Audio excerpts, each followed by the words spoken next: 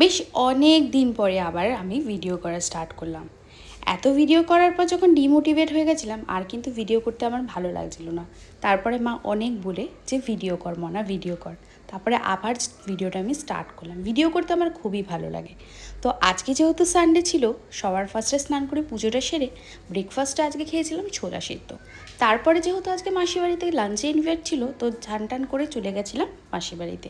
দুপুরে খেয়েছিলাম লাঞ্চে ভাত, ভেজ, ডাল, মাটন, আলু ভাজা, পটল ভাজা, দারুণ কম্বিনেশন।